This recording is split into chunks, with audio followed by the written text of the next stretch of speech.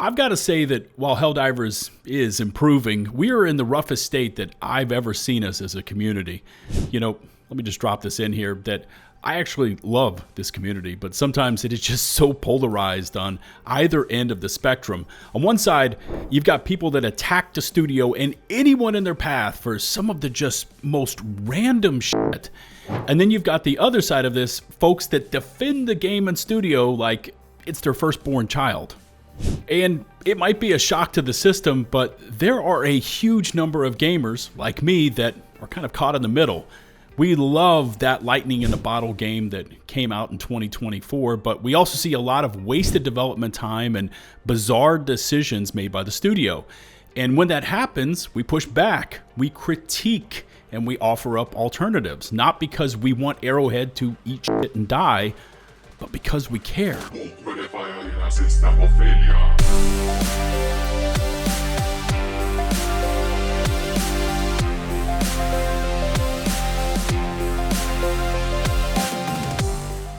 Look, in my opinion, and I know I've got a lot of them, there's nothing that I can point to on the market right now and say, yeah, that's the HD2 killer. Because from the very first time I dropped in PlanetSide on trivial difficulty, that hanging on a knife's edge, you are about to die combat feel has not been matched. But I've got to say that whole first year, it felt like the players were seeing the game as this epic, spacey horde shooter while the studio was constantly fighting with us, trying to turn it into something else. Like Helldivers 2, great example of this. Those guys, for like a good straight year, had no idea what they were doing. They had no idea. They were fighting against their own customers when their customers said, we want a power fantasy. And then the developers are like, well, that's not the game we were trying to make. Well, it is the game that you made. It's what people enjoyed the most. It's why you got all these sales. You can't go after the fact and say, I know that you really liked that, but this is actually supposed to be a hardcore game. That's not what they bought. You shouldn't have released it in that state if you thought it was something else. This game has created some of the craziest moments in gaming, and taking part of them will forever be etched into my gamer brain. You know, when I'm 80, I'm retired, and I'm sitting in a rocking chair on my front porch talking to the grandkids, I'm going to look back with longing and tell them all about Malevelon Creek.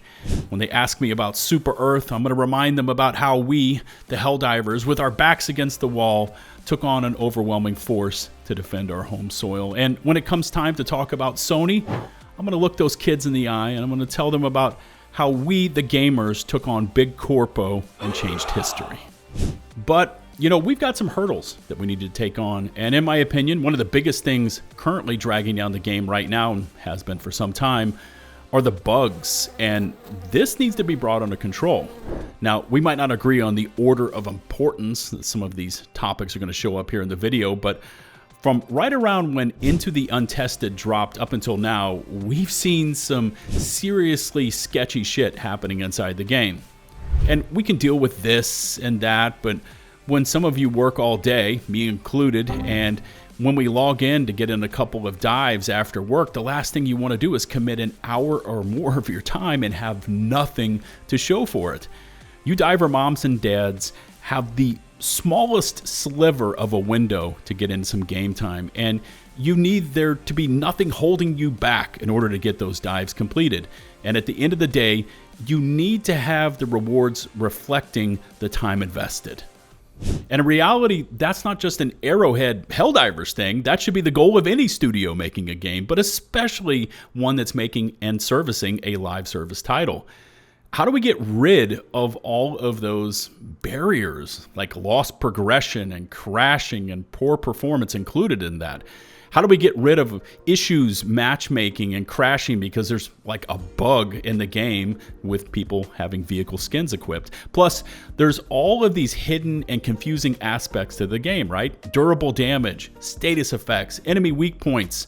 Planets and missions don't give us any intel about what enemy type we're about to go up against. And the campaign terminals recently came online to start to help in some regards, but I understand for a lot of players, this game's confusing.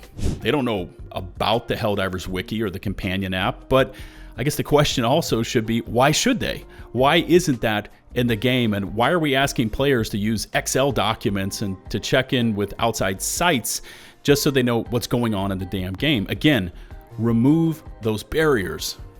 Google Trends paints that kind of picture as well. And look, we've seen some highs with this game, right? Back when Xbox joined in, we saw the studio's CEO ask us to stop shitting our pants as Helldiver player counts bounced up over 500,000 across all platforms. But the trends, these show us what's going on with the game. And listen, we hear that HD2 is a seasonal game. We see a little bump here back when the Cyberstand invasion was kicking off with Operation Valid Pretext, and then it basically just flatlines right after.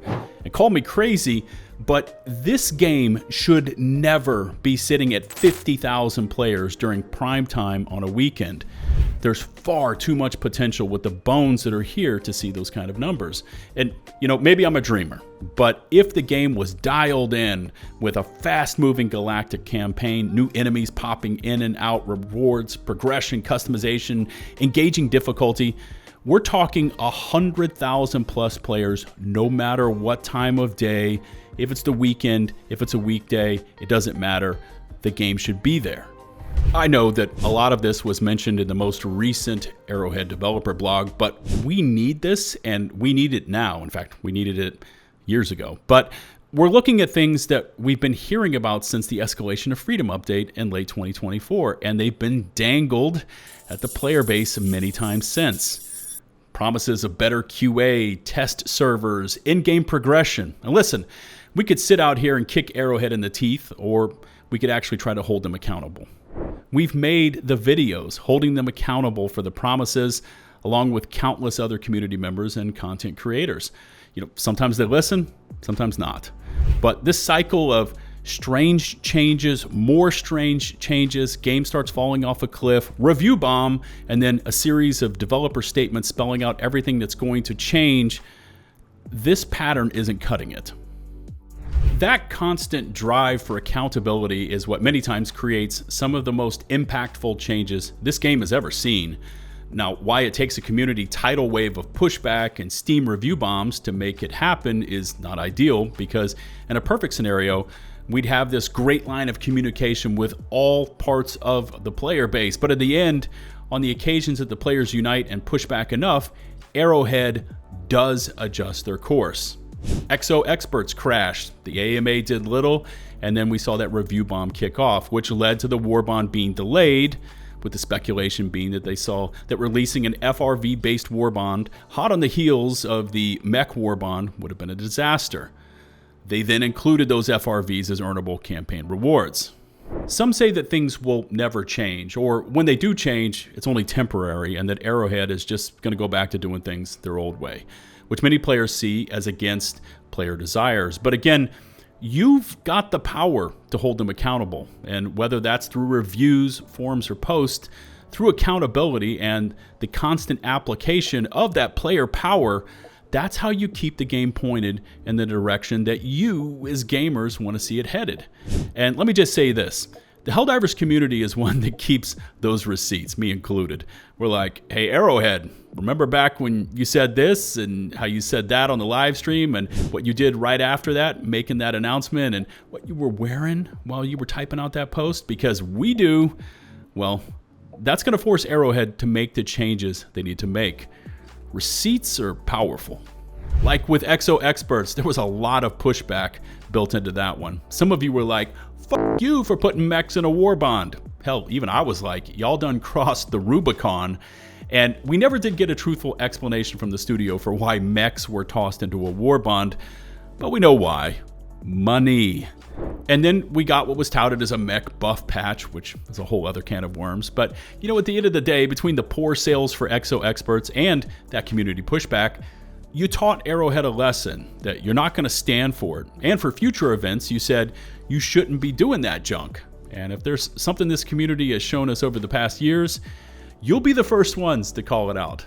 Will Arrowhead try it again in the future? Yes, but you're going to be ready. But fellas, the 𝗏𝗶𝘀𝗃𝗃𝗀𝗃, copium, whatever the hell you want to call it, it needs to stop. We're adults. Arrowhead are adults, and it's time to man the fuck up. Again, it's about accountability. You don't push out a patch with page after page of details listed in it that favor players, like grenades getting buffed across the board from 3 up to 4 for every single grenade, damage for orbitals moving from this to that with exact values, enemy durable damage being reduced from here to there. Again, you don't do all of that and then include this little bit that says there are too many changes to properly list. Because we've learned the Helldivers community is going to find out. They always do. And when the undocumented change receipts were made public and it's an enemy buff fest, that looks bad. Now, I've been reading the comments and I've seen everything from, well, technically, they did say that enemies were changed, or here's another one, y'all can't read, trying to defend what happened and how it was done. But, you know, let's get brutally honest with this. That's not a studio that is living up to its promise that they made to be more transparent. If you rolled into a car dealership with 5 years of savings ready to buy that dreamy new car, and on the window sticker it says 400 horsepower, banging stereo, body kit, and fresh alloy wheels, you're going to be pretty excited. But then you get it home and it's not really 400 horsepower. The stereo isn't quite as banging as the window sticker says it will be, and you start checking the fine print. And on the window sticker, it says, there's too many things here to list. Let's be honest. You're going to get that sus side eye going, wondering what the hell happened.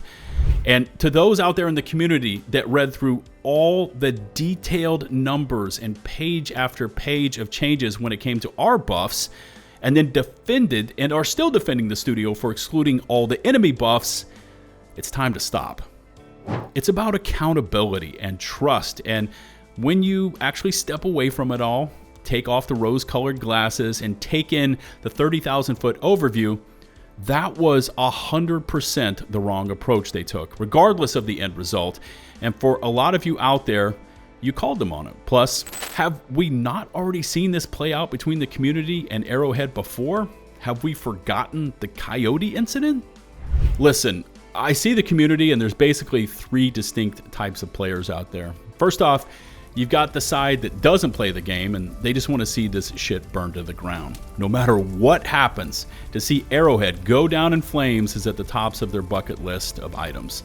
It's 100% about the drama and 0% about the game.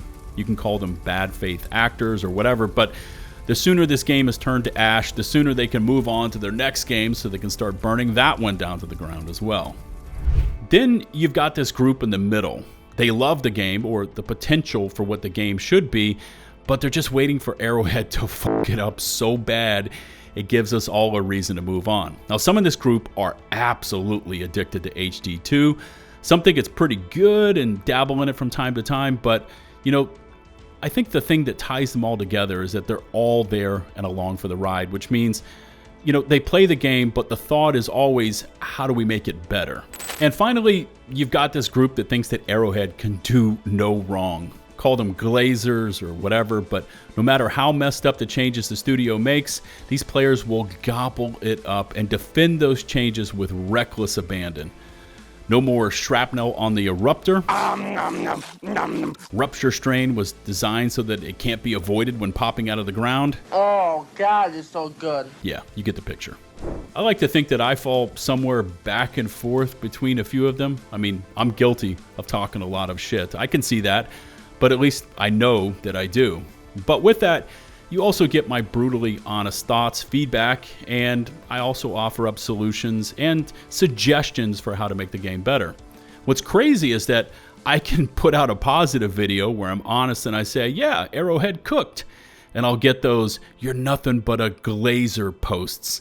Then the studio does or says something so back-ass words that it's borderline absurd, and I hit them with a video calling it out, and I see, you're nothing but a doom-posting hate diver hurled in my direction.